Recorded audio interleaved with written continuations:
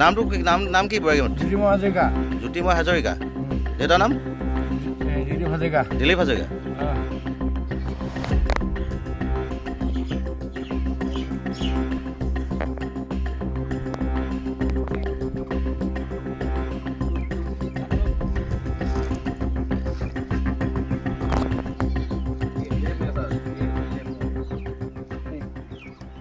ছাগলী চোর ধরলে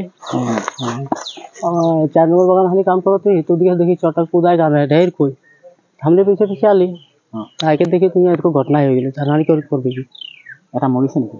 একটা মরে গেল বলে একজন কোলে লেভেল দিয়া মেডিকেল হাসপাতাল লাগলে এটা কেটে ওঠা কিমান বড় ঘটনা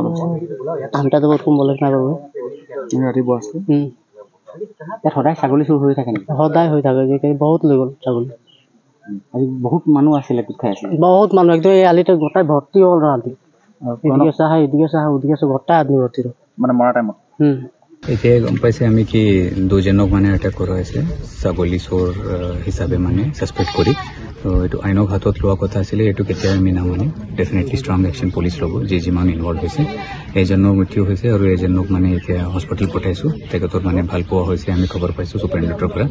তো আমি তেখেতে ভাল পোৱাৰ পিছত আৰু ডিটেইল ওলাম আৰু লগে লগে কি কাম কৰে কোনে কৰে আছে আমি মানে তাক আমি কৰিম এতিয়া আমাৰ গোটেই টিমটো ইনভেষ্টিগেশ্যন কৰি আছে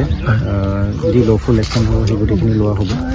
তাৰ ভিক্টিম যিজন আছিল তেওঁলোকক আমি মেডিকেল কলেজলৈ পঠাইছোঁ তেওঁলোকৰ পৰা ৰিপৰ্টছখিনি আহিব এতিয়া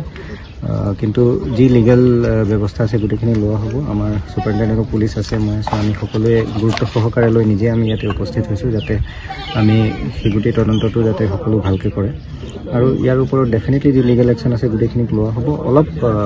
সময় কি কোন ইনভলভ আছিল কি আছিল সেই গোটেইখিনি অলপ সময়লৈ পুলিচে উলিয়াই আছে তেওঁলোকক আমি এজ পাৰ ল' একশ্যন লোৱা হ'ব